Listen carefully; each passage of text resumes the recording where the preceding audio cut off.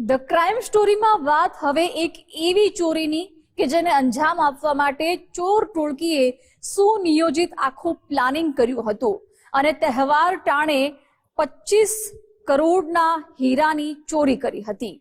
પરંતુ આખરે કઈ રીતે ફિલ્મી ઢબે આ ચોરીની ઘટનાને અંજામ આપ્યું અને પોલીસને પડકાર ફેંક્યો, જુઓ આ રિપોર્ટમાં।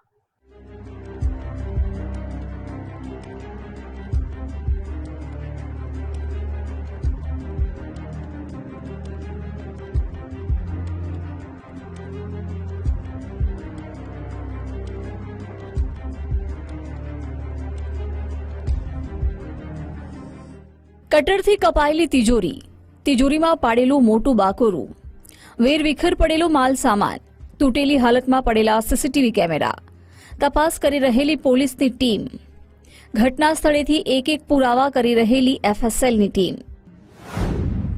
ડાયમંડ સિટીમાં તસ્કરોએ મચાવ્યું તરખાટ। સુરતની હીરા કંપનીમાંથી સૌથી મોટી હીરાની ચોરી।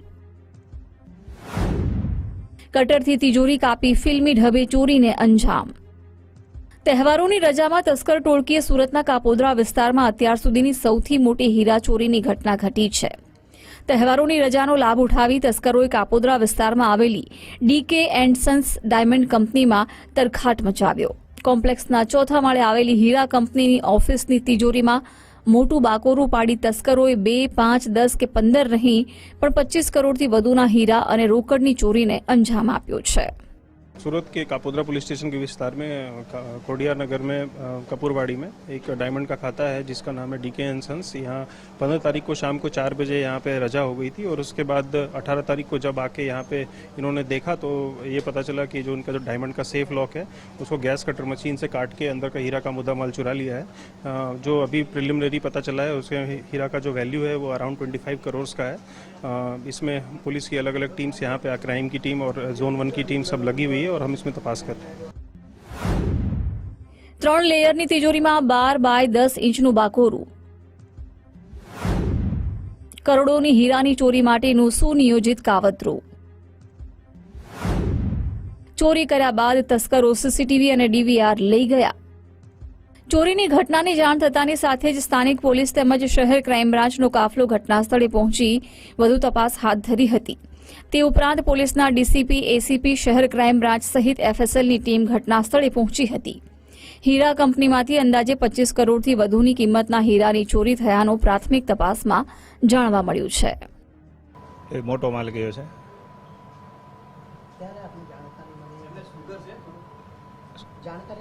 સવારે મને ખબર પડી 8 વાગે। यहाँ सेब कापेलो है બધો बराबर, अंदर माल બધું ચોરાઈ ગયો છે। माल डायमंड જ હતા, 5 લાખ રોકડા હતા। સીસીટીવી હતા બધે પણ છે, એમાં ઓલો ડીવીઆર આવે ને ઓલો રેકોર્ડિંગ કરવાનું લઈ ગયું છે। ડીકે એન્ડ સન્સ હીરા કંપનીમાંથી ચોરીને અંજામ આપવા માટે તસ્કર ટોળકીએ પ્રોપર પ્લાનિંગ કર્યું હતું। કોમ્પ્લેક્સના ચોથા માળે આવેલી કંપનીની અંદર પ્રવેશવા માટે તસ્કરોએ દરવાજા તોડી નાખ્યા અને કાચ કાઢીને ઓફિસમાં પ્રવેશ કર્યો। બાદમાં ગેસ કટરથી 3 લેયરની લોખંડની તિજોરીમાં 12 બાય 10 ઇંચનું બાકોરું પાડ્યું। એ પછી અંદર પડેલા 25 કરોડથી વધુની કિંમતના રફ ડાયમંડ તેમજ રોકડ રકમની ચોરી કરી। જે કંપનીમાં ફિલ્મી ઢબે ચોરીને અંજામ આપ્યો છે તેમાં આવતા પહેલા તસ્કરોએ દરેક નાની નાની બાબતોનું ધ્યાન રાખેલું છે। ચોરી કરતા પહેલા તસ્કરો બહારનો ફાયર એલાર્મ તોડી નાખ્યો, જેથી તિજોરીને ગેસ કટરથી કાપવા સમયે કોઈ અવાજ ન થાય કે ધુમાડાથી એલાર્મ ન વાગે।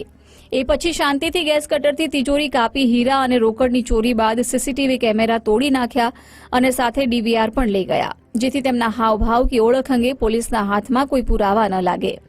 તહેવારોની સળંગ રજા હોવાથી આખી બિલ્ડિંગમાં 3 દિવસથી એક પણ સિક્યુરિટી ગાર્ડ હાજર નહોતો।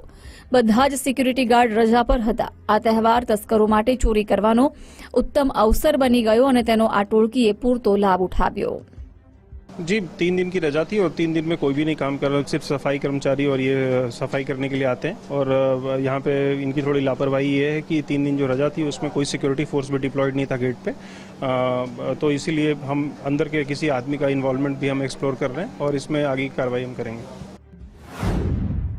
हीरानी ચોરીમાં જાણભેદુના હાથની આશંકા। બીજી મહત્વની વાત એ છે કે ઘટના સ્થળની નજીક મેઇન રોડથી હીરા કંપની પહોંચવા માટે અંદાજે 200 મીટરનો રસ્તો છે, જેમાં વચ્ચે 50 જેટલી દુકાનો અને અન્ય ડાયમંડ કંપનીઓ આવેલી છે, જેથી પોલીસનું માનવું છે કે કંપનીની ઓફિસમાં ક્યાં અને કેટલા હીરા મૂકેલા છે, તિજોરી કેટલી મજબૂત છે, એ તમામ બાબતો વિશે તસ્કરોને અગાઉથી બધી જાણકારી હશે. તેના આધારે પ્રોપર પ્લાનિંગ કરી આ ચોરીને અંજામ આપ્યો, જેથી 25 કરોડથી વધુના હીરાની ચોરીની ઘટનામાં કોઈ જાણભેદીનો હાથ હોઈ શકે. તેના વગર આટલી મોટી ચોરી શક્ય નથી. એ વિચારણા સાથે પોલીસ તમામ એંગલથી તપાસ કરી રહી છે. बिल्कुल इन्वॉल्वमेंट देख रहे हैं कि कोई अंदर का आदमी इन्वॉल्व तो नहीं है, क्योंकि इनको क्लियरली पता था कि कहाँ पे सेफ हाउस है. हमें कुछ फिंगरप्रिंट्स और ये सब भी मिले हैं, टोबैको यूसेज और सिगरेट्स भी मिले हैं. उसमें भी DNA सैम्पलिंग में हमें आसानी होगी. और CCTV भी तोड़ दिए गए हैं, और जो CCTV का जो DVR था वो DVR भी चुरा लिया गया है. तो उसमें भी किसी अंदर के आदमी के होने की आशंका है. फिलहाल हम अलग अलग टीम बना के इसमें अलग अलग दिशाओं में तपास कर रहे हैं. કરોડોના હીરાની ચોરીને જે રીતે અંજામ આપવામાં આવ્યો છે તેમાં સૌથી મોટો સવાલ સિક્યુરિટીનો છે. જો સિક્યુરિટી ગાર્ડ તૈનાત હોત તો કદાચ આ ચોરીની ઘટના ન બની હોત. હાલ તો પોલીસ કંપનીની આસપાસ લાગેલા CCTV ફૂટેજ તપાસી રહી છે, તેમજ હ્યુમન સોર્સને પણ કામે લગાડવામાં આવ્યા છે. કેટલા સમયમાં કરોડોના હીરાની ચોરીનો ભેદ ઉકેલાય છે અને સૌથી મોટી વાત કોણ જાણભેદુની સંડોવણી નીકળે છે તે જોવું રહ્યું. રાકેશ બ્રહ્મભટ્ટ, ગુજરાત ફર્સ્ટ, સુરત.